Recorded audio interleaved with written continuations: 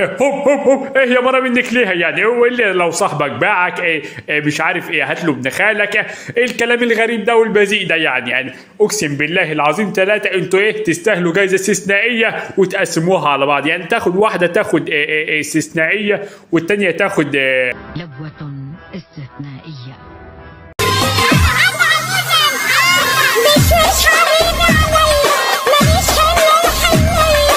لا احنا مش حمل الحنية، احنا مش حملك انت يا فنانة حقيقة، يعني ايه احنا يعني مش حمل الاحجام دي يا ولادي. لا يعني انا واحد يعني عايز واحدة يعني عوف فرنساوي يعني، لكن ما تجيبليش يعني جزء افيال وتقول لي مش عارف ايه. كمل يا ابني.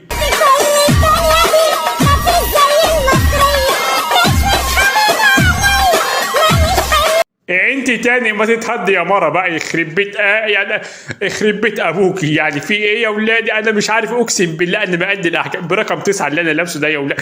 انا واد مهاجم يعني ايه، انا واد يعني ايه حريف قوي يعني، لكن يعني انا بلعب بالدماغ بس يا ولادي. انا اقسم بالله العظيم ثلاثة يعني انا مش فاهم يعني انا اعمل ايه. نكمل يا ولادي، يعني فنانة استعراضية جميلة يعني ايه عريضة، فنكمل الفيديو اللي بعده.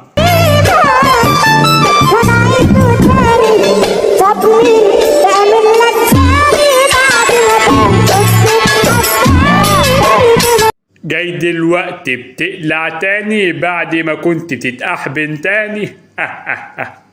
فايه يا ولية يعني انا عايز افهم يعني ايه خبي وراكك وقطعتين البانيه، يعني مش هتستفادي بحاجه. عليا الطلاق بالثلاثه ما هتستفادي بحاجه يعني يعني هتستفادي بحاجه واحده بس، هي جايزه استثنائيه ايه ببلاش، اذا اعطيها يا ولدي. إنها فعلا لبوة استثنائية.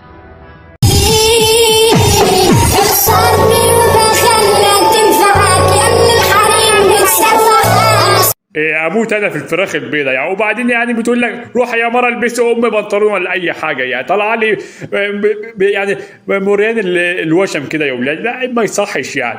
وبعدين بتقول لك إيه انت الحريم اللي بتسوحك، يعني انا كسادات يعني انا ما حدش بيسوحني، انا اللي بسوح اي حد يعني، انا السادات يا شويه دجاجات.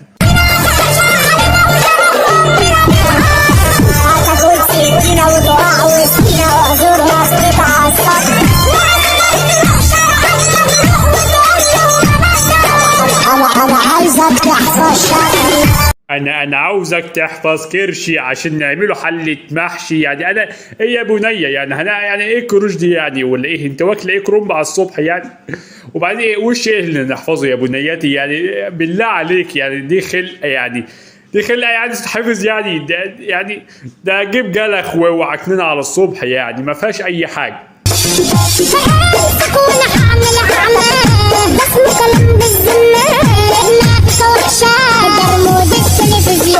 كل ده ورموت التلفزيون؟